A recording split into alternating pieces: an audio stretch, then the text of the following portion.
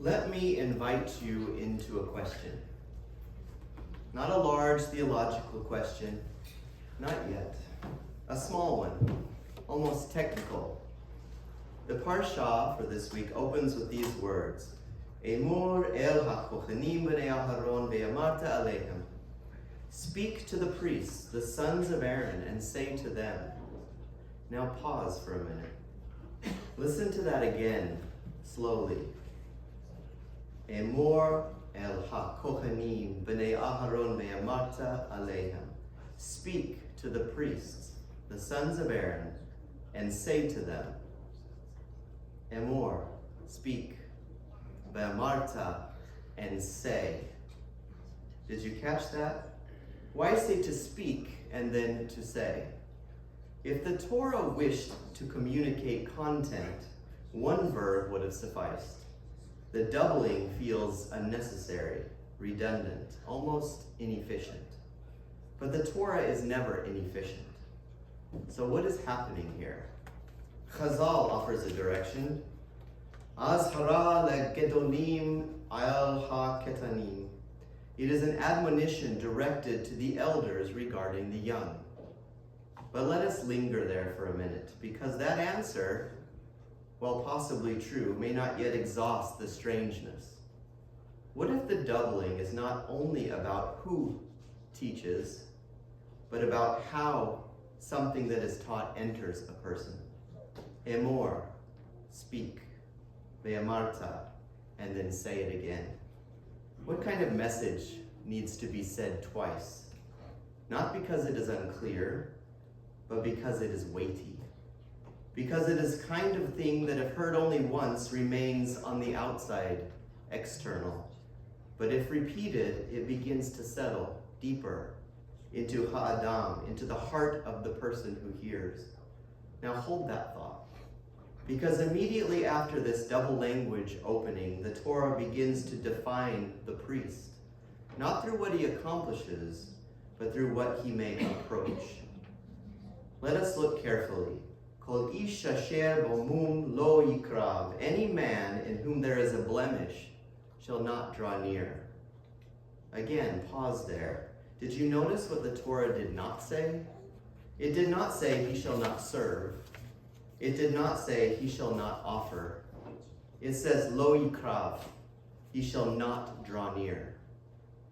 That is a spatial word, a relational word, almost a gravitational word. So now a possibility begins to emerge. Perhaps priesthood was not primarily about action. Perhaps it was about proximity. But proximity to what? To the divine presence. To something that the Torah treats almost like a field. Something with gradients, intensities, boundaries. And now the question becomes sharper. Why would a physical blemish affect proximity? Is the Torah making an aesthetic claim? Or is something else happening? Let me suggest something and see if it resonates. The priest was not just a functionary, he was a symbol. His body became a kind of living metaphor, a representation of wholeness, of integration, of a world not yet fractured. Not because the Holy One required perfection in that role, but because the priest stood at a meeting point between heaven and earth. And that meeting point demanded, and still does, a certain kind of coherence. But now wait, there's tension here, because the priest is human. He inhabits a world of death, fragmentation, and limitation. And yet he is asked to stand in a space that represents the opposite. So how is that tension sustained? Hold on to that question, because now we move to the Haftarah, to the book of Ezekiel, the 44th chapter, and everything has changed. The temple is gone. The system has collapsed. The old structures of nearness have been shattered. And yet, in Ezekiel's vision, the priesthood returns. But listen carefully to how it is described. V'ha-kochanim halavim b'nei tzadok hema yikrevu alai. They, the priests and Levites, shall draw near to me. There's that word again, yikrevu, nearness. And did you catch what just happened? That same core idea from Leviticus reappears, but now the qualification is different. It is not about physical wholeness. It is about this. Asher shamru et mishmeret mikdash, who kept the charge of my sanctuary.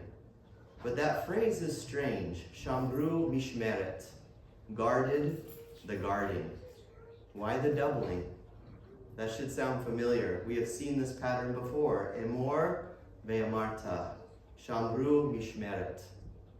In both cases, the Torah uses repetition to signal something deeper than surface action. So what does it mean to guard a guardian?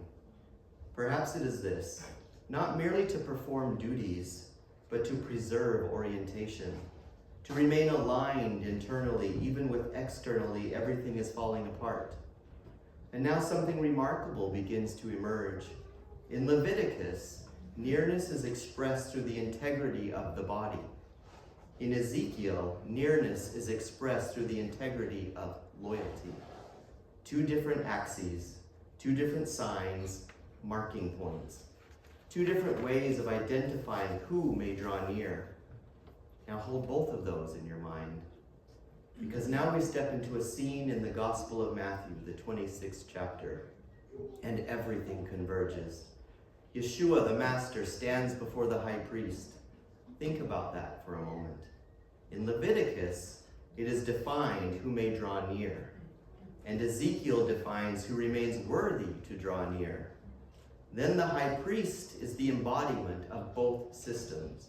He is the guardian of proximity, and he asks a question. Tell us if you are the Messiah, the Son of God. And the response? It is not cautious, it is not ambiguous, it is expansive. You will see the Son of Man sitting at the right hand of power and coming on the clouds of heaven. Now slow down. Do not rush past that part so quickly. Because if you are the high priest, steeped in Torah and prophets, what do you hear? You hear echoes of Daniel. You hear enthronement language. You hear not just a claim to authority, but a claim to ultimate nearness to God. To sit at the right hand, that is not proximity regulated by a system. That is proximity that transcends it. And now watch what happens. The high priest tears his garments. Did you catch that? Because the Torah said, Ubegadav lo yifrom, he shall not tear his garments. Leviticus 21:10. So in the very moment that he believes he is defending holiness, he violates the very law that defines his role as one of holiness. How does that happen? How does the guardian of nearness misstep in the act of guarding? And here's where the threads come together in a way that is almost breathtaking. In Leviticus, the indicator of holiness is wholeness of body, one without blemish. In Ezekiel, the indicator of holiness is faithfulness under pressure. But what happens when holiness appears in a way that does not conform neatly to either category? What happens when holiness is not merely symbolized but embodied? Not represented but present?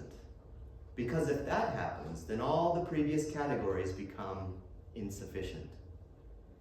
And the risk is no longer just false holiness.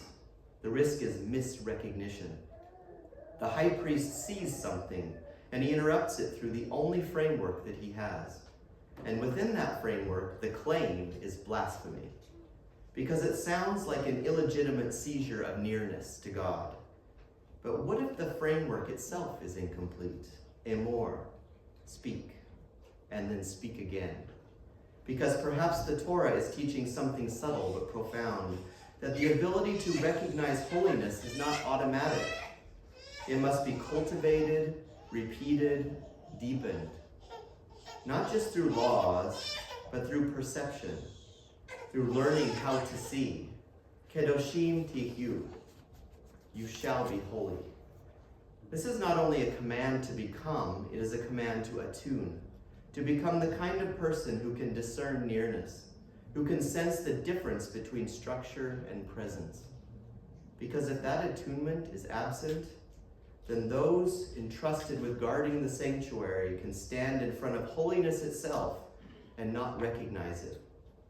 And that is not just their story. That is a possibility that remains open. So perhaps the invitation of this Torah portion is not only to speak, but to listen, and then listen again. Not only to see, but to ask, what am I missing? Because sometimes the most consequential reality is not what is absent, but what is present and unrecognized. And maybe after all the tracing and all the connections and all the careful noticing, we are left here with a word that began everything, emor, speak. Because perhaps holiness was never only about precision. Perhaps it was always about attentiveness, about forward movement, about whether the heart could hear something twice and still lean in the second time, as though it mattered more even than the first. And maybe that is what the Torah was doing all along, teaching us that what is most sacred does not always arrive with announcement or clarity. Sometimes it comes quietly, in repetition, in patterns you almost miss unless you are willing to stay long enough to notice them. Yikrav, yikrav, draw near. Shamar, mishmeret, guard, the guarding. Emor ve'amarta, speak and speak again. As if the Holy One is not only giving instruction, but is training the ear of the soul. And then there is that moment in the story when everything seems to fracture, when garments are torn, when certainty cannot hold what is unfolding. And maybe that is the hidden sorrow of it all. Not only that holiness is rejected, but that it is standing so close and yet not seen. Because seeing requires something more than knowledge. It requires a kind of stillness, a willingness to let the familiar be interrupted, so that something truer can be recognized.